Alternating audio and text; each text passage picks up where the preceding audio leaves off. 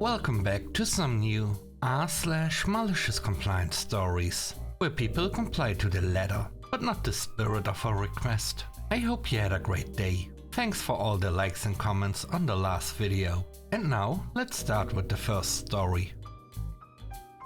It's called Military Lecture.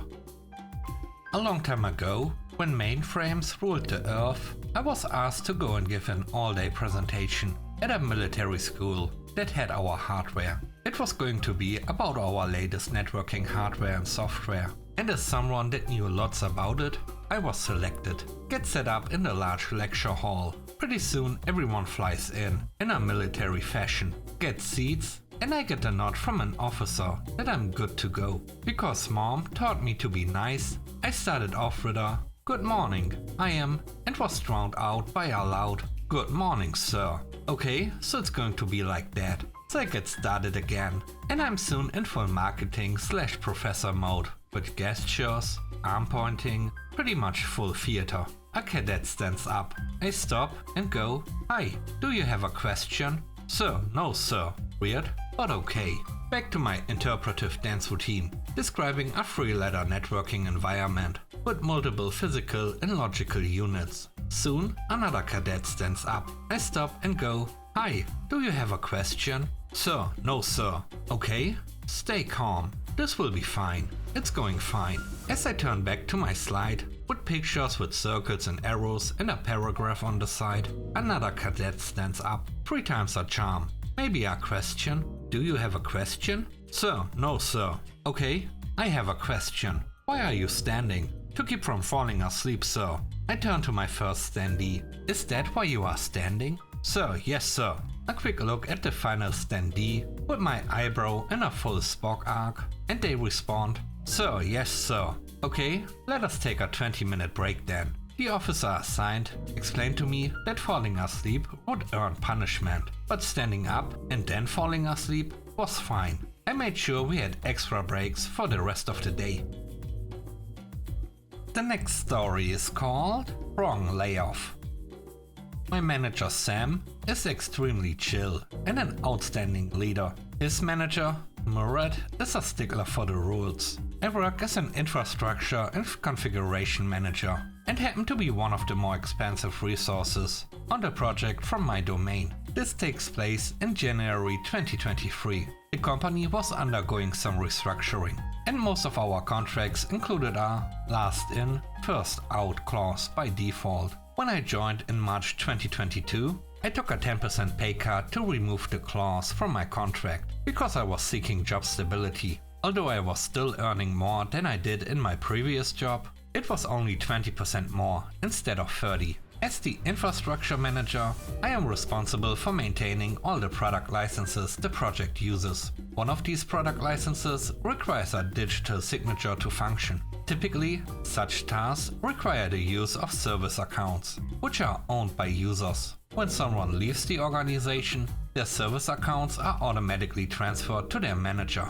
Unfortunately, service accounts cannot have digital signatures, so I had to use mine in this case. The product activation process involves using the corresponding digital signature certificate. Since I already had it for tax purposes, I decided to reuse it instead of obtaining a separate one. In India, DSCs are encrypted and require a one-time password from my mobile number every time they are used. This mobile number must be associated with my national ID, as that's how most encryption services work in India. Sam was on vacation, his first in 5 years. Apart from taking a one-day leave in 2018, when he moved from India to Europe, he had never even taken a sick day. He recently got married, and for his honeymoon, he took a 2-month vacation to travel all over Europe with his new wife. In his absence, Murad was overseeing the project. Management asked Murad to cut 15% of his workforce. Murad was not pleased with me, so the inevitable happened. I was called into a meeting with him and HR. Murad asked me to voluntarily resign, or else I would be let go. This is a tactic companies in India often use, as getting fired is considered a much bigger deal than simply losing a job. It's a cultural thing, I suppose. Being fired carries a stigma that most people want to avoid. HR usually tries to persuade people to resign voluntarily, so that it doesn't become public knowledge that they were fired. This tactic often works well, as resigning saves the company from having to pay 3 months' salary, which they would owe if they were to lay off an employee. However, I knew better, so I refused his request. Murad was quite taken aback by this. Since I had called his bluff, he had to double down to show me he meant business. By the end of the day, I received my termination email with instructions on how to return company property I had. I replied to the email, asking to schedule the return of the laptop promptly, as I needed to leave the city for a few days. A fake excuse. My objective was to have them pick up my laptop from my place and format it as soon as possible. By the end of the week, my laptop was picked up. I had already backed up a copy of my DSC, so there were no issues on my end. Fast forward to mid-February, and there was an issue with the product. A support ticket was raised, and the support team wanted to upgrade to the next version, as this was a known bug that had been resolved in the next version. The product was used once a week to create a weekly report, but no one really looked at it, except for Sam, who was still on vacation. So its absence wasn't likely to be noticed for at least a full month. The end of the month report would bring it to upper management's attention. Now, support SOP requires a license check, hence it required description of the existing license. Long story short, I received a call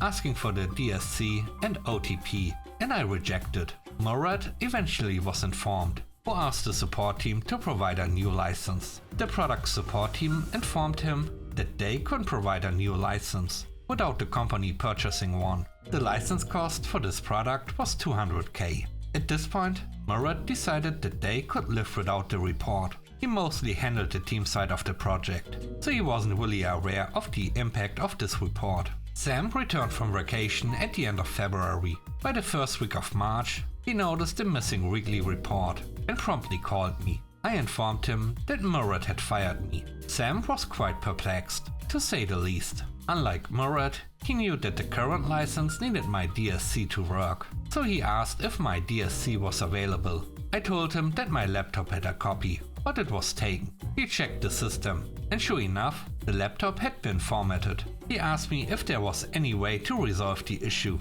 I informed him that even if there were a way, I couldn't help him without being an employee. He asked me to wait for a few days. There's a quarterly meeting that takes place in the middle of every third month, attended by the CEO and top brass. At the March meeting, everyone noticed the missing report. The CEO asked why this important project was missing the report. Sam informed him there were about 90 people on the call, that a key person had been let go, and the report couldn't be prepared without spending 200k on a new license. The CEO asked, "Is this related to the layoff?" "Yes." "Why wasn't this person's work backed up? Why was he on the last in, first out list? If he was so key, he wasn't on that list." At this point, Murad jumps in. "He joined less than a year ago. He must be on that list." Finally, the CEO said, "Let's discuss this offline, after the call." I don't know what transpired in the offline meeting, but 2 days later, I received a call from the head of HR, offering me my job back. I asked for a big raise and promotion to the next level. Out of last in, first out, obviously. Permanent working from home mentioned in contract. I keep the termination payout. And since it will be counted as a new job, a joining bonus. I joined back in the third week of March. I received a brand new laptop within 30 minutes of joining, hand delivered at my home by someone from IT in my city. It took me 10 minutes to decrypt the license, using my backed up DSC, and 30 minutes to upgrade the product to the next version. By the end of lunch, the CEO had the report in hand.